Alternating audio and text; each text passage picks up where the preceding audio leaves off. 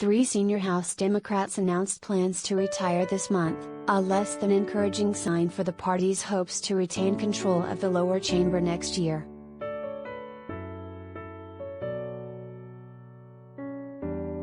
The latest announcements came Monday from Reps. David Price, NC, a senior member on the House Appropriations Committee, and Mike Doyle, PA, a House Energy and Commerce Subcommittee chairman.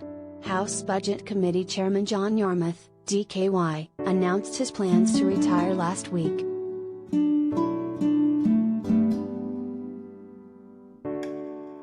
Price, 81, is stepping down after more than 30 years of representing North Carolina in Congress. Doyle, 68, is also a longtime House member who was first elected in Pennsylvania in 1994.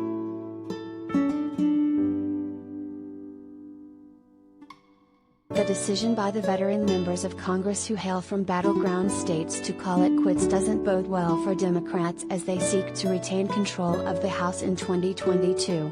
Republicans were already facing a favorable political environment as lawmakers gear up for the critical campaign season. A wave of Democratic retirements could make a tough midterm for the party even worse.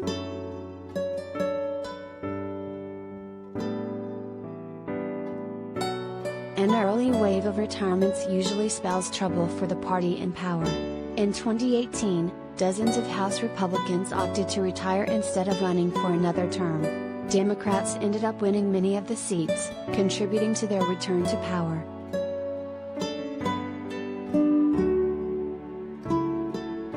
So far, at least, the number of Democrats announcing their retirement hasn't matched the large Republican wave of members who called it quits in 2018. That could still change. But either way, any retirements could make the job of retaining control of the House, especially during the first 2 years of a president's term, harder for the party in power.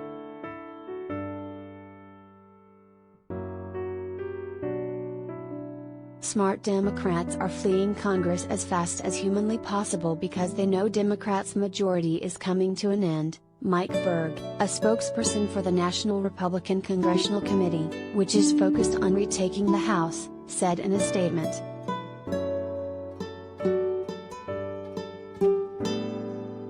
Democrats are hoping that passing the Build Back Better Act, their ambitious package of safety net programs and measures to fight climate change, will convince voters to keep them in power in 2022. The proposal includes a slew of new and bolstered government programs, including funding for free community college and pre-kindergarten, monthly payments to most households with children, which started this summer, expanded health care coverage for seniors and the poor, and new subsidies for green energy.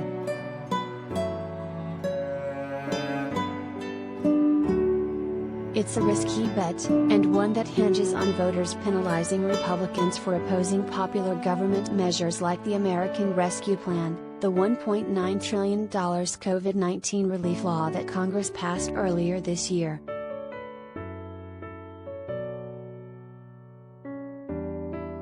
But Republicans also have challenges as they seek to capitalize on Democratic divisions over their Build Back Better agenda, namely, former President Donald Trump and his lies about election fraud.